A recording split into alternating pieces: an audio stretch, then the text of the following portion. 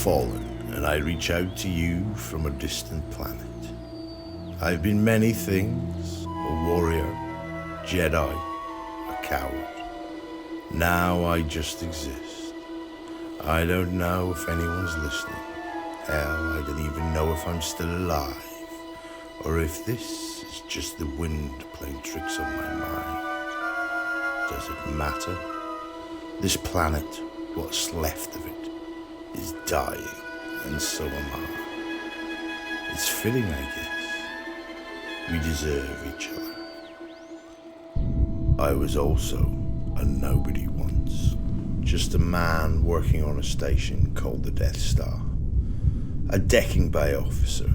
Routine work, simple, honest. I didn't care for the Empire or the rebels. They were nothing but pests. They were always fighting for something. Freedom, justice, hope, whatever that means. I just enjoyed my work. Loading and unloading cargo, making sure ships went in and out on schedule. Not exciting work, but it was the people that made the job. A mix of the galaxy's unknown grunts, each with their own stories to tell, none of them of any significance. A collection of surreal and funny moments, like the day the Empire arrived. We all gathered in the main hangar bay of the Death Star, a vast space that could accommodate a small city or large town. Nervous and anxious about our new lords and masters, and then he stepped forward. Vader. My God, he was intimidating, looking down on us like ants on a dirt mound. Rumors, whispers had spread like fire in a paper mill that week. Vader had defeated a great Jedi Master during a prisoner escape. Sliced through him like a knife through butter, they say. Barely an inconvenience to his day. His reputation was growing and only getting larger. That voice boomed out like God himself on Mount Sinai. But then, a hand was raised. This tiny speck from the floor ruined the formation of perfect horizontal lines and columns. Vera paused, disgruntled, fuming. Who dares to interrupt me, Lord Vader? Everyone looked over. It was Harrison, a young, cheeky comedian that worked on the docking bay, one of life's happy mistakes. With no fear and with the innocence of youth, he asked the most powerful man in the galaxy a simple question that cut Lord Vader in half. Who are you?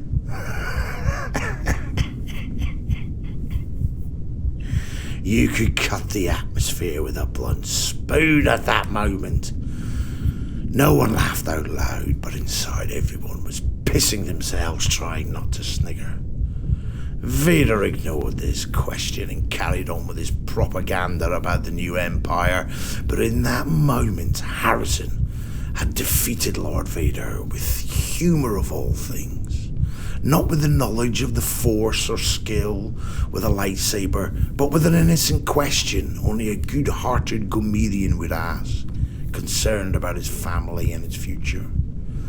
Happy times, simpler times. I envy that boy now. It was my day off, my rest day. I grabbed a stiff drink and stared into the void of space from one of the observation decks. Peaceful, quiet. Never thought much about who we, the Empire, killed or why we killed them. I didn't care. I wasn't one of them. I left on a shuttle to Yavin 4 that day, thinking I would return to my life as a decking bay officer. Boy, I was wrong. So wrong. It wouldn't be the last time. The light nearly blinded me. I'd never seen anything that bright before. I could feel the retina in the back of my eyes burning. In the smallest of moments, The Death Star was gone. Exploded. It was like the galaxy herself was screaming out. We were close, but we escaped the main blast wave. It knocked out our starboard engine, the panic, the faces of the others. We were so sure we could escape. We had hope. But when you're floating through space out of control, that's just another lie. We barely made it to the jungle planet called Yavin 4. It's not the place you see in the holovids. It's a nightmare. Thick vines hang from trees like nooses, dripping with moisture that smells of rot. The air is heavy, choking you with the scent of decay of something long dead. I was just a low-ranking decking bay officer, flying alongside Lieutenant Venko, Captain Gorchek, and a couple of civilians, an engineer named Bekela, and our partner, a technician named Danielin. There was also Ensign Korig, a fresh-faced kid barely out of the academy, and me. We didn't expect to survive the crash landing on Yavin 4. It was midday when the starboard engines blew. I'll never forget the noise. Metal grinding against metal. Sparks flying, the whole ship shaking like a panther in a sandstorm. Lieutenant Venko and Korig tried to stabilise the controls, but it was no use. We plummeted like a comet through the clouds, the jungle canopy rushing up at us.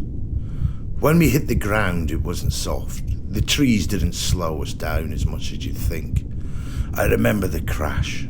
Everything tumbling over and over, like being trapped in a washing machine. The sound of the fuselage collapsing, and the awful smell of burning fuel. We were lucky to survive, but that was just the beginning of the horrors that lay ahead of us. By the time we crawled out the wreckage, it was dusk, and the jungle was alive with life. Venko was the first to mention the rebel base. "There's a rebel base not far from here," she said, wiping her own blood from her forehead. "A rebel base, but they'll have a long-range comm system. If we can get there, we can get help." Gorchek looked at her like she was insane. "You want us to go to the rebel base? We're Imperial officers. They'll kill us on sight."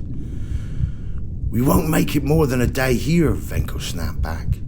"Look at this place. It's crawling with who knows what. We have no choice." Bekela and Danielin, the civilians, sided with her. "It's the only shot we got," Bekela said, her voice trembling. "We can't stay here.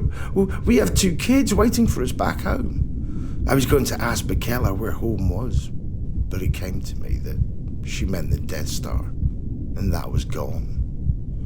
But Gorchek was stubborn. "I'm not bowing to the rebels for help. I'll die before I let that happen." He didn't realise how close death was. The first night, it's hard to explain. It's like the jungle was watching us. We built a fire, tried to stay together, but as the darkness settled, we started hearing things. At first it was a distant, low growl, the rustling of the vines, then louder, louder.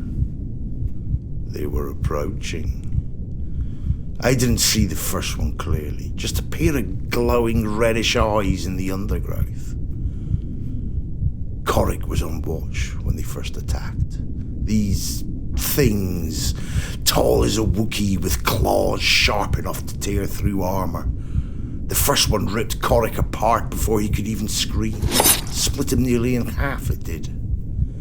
Venko and I opened fire, but our blasters barely slowed them. They were closing in now, more and more of them. Gorchek ordered us to hold our ground, but Venko knew better. "Run," she yelled, and we did. We scattered into the jungle, running in a blind panic. I could feel the outreached claw of one of the monsters swipe at me, missing me by a mere inch. I ran till my legs could go no further, till my muscles ached and croaked with pain. Up one hill, down another, across a boggy marsh, and then hid by an old rotten tree that had been decaying for years. Silence fell. I crammed myself as far under that tree as I could, to somehow become part of it, to try and disappear into the undergrowth. It worked. We lost Daniel in that night. One of those creatures took him while we were running. He made a strange noise when it happened. Not a scream from being ripped apart, but a roar as if he had stopped and turned and said, "Enough is enough," and charged at the beast, probably trying to protect Bekela. By dawn, there were only 4 of us left. We regrouped near the shallow river, breathing hard, covered in dirt and blood. Gorchek was furious. "This is your fault," he spat at Venko. "We should have stayed with the wreck. Now we're lost." Venko shot back. "If we stayed, we'd all be dead now. You saw those things last night." Bekela sat silently, staring at the river, shaking. Danielin was gone, and she hadn't said a word since. I tried to console her, but what could I say? There was no comfort here. Gorchek wasn't done. "We should turn back, find a defensible position, and the Empire will send a search team."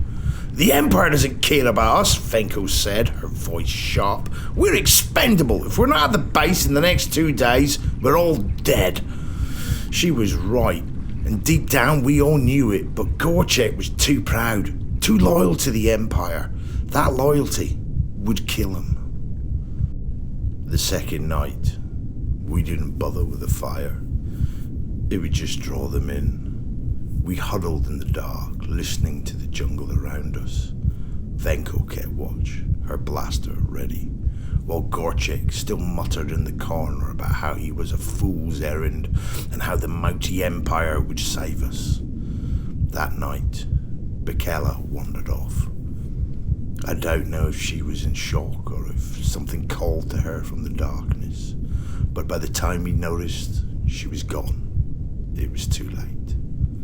I found her body the next morning, torn apart just like Colic and Danielin. We buried what was left of her under some stones. I tried not to think of her kids. Did they die on the Death Star, or are they patiently waiting for them to return on some distant planet out in the galaxy? I put those thoughts out of my mind. There wasn't time to mourn. We kept moving, pushing through the thick jungle, exhausted and terrified. Every step felt like it could be our last. Gorchek was lagging behind, slowing us down. He was still furious, still in denial. He was convinced his beloved Empire would come for him. "We should turn back," he insisted again. "This is suicide. The rebels will kill us." Venko stopped in her tracks, turned to face him. "The rebels are our only hope. If we don't make it to the base, we'll die out here. You need to let go of your damn pride." I thought Gorchek was going to draw on her there and then. The tension between them was thick enough to cut with a viro blade. But before he could respond, the creatures were back. They were faster this time, relentless. Gorchek fired, but one of them hit him from behind, tearing through his back like paper. His blood splattered across my face, blurring my vision. Venko fired back at the remaining beasts, backing me towards the edge of a cliff. The creatures circled us, their eyes glowing in the dark. It was Venko who saved my life. She saw an opening in the ranks, and she shoved me toward it, screaming, "Run!" I didn't want to leave her. She was a rock, a great leader. Yes, she worked for the Empire, but I truly believe she was a good woman, a great woman.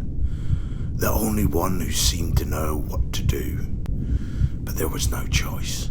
I ran, hearing her blaster fire echo behind me, followed by the sounds of the creatures closing in. I ran till the jungle was silent, and all you could hear was the laboured sound of my lungs wheezing for air. I stumbled through the jungle alone on that third night, barely able to keep moving. My blaster was almost drained and my legs felt like they gave out at any moment. But just before the night fell, I saw it. The rebel base, hidden amongst the trees. I collapsed at the gates, banging on the durasteel with what little strength I had left. The rebels dragged me inside. I must have looked like hell, covered in blood, half mad with fear. They didn't shoot me. Maybe they saw something in my eyes, something that told them I wasn't a threat. Maybe they knew I had no fight left.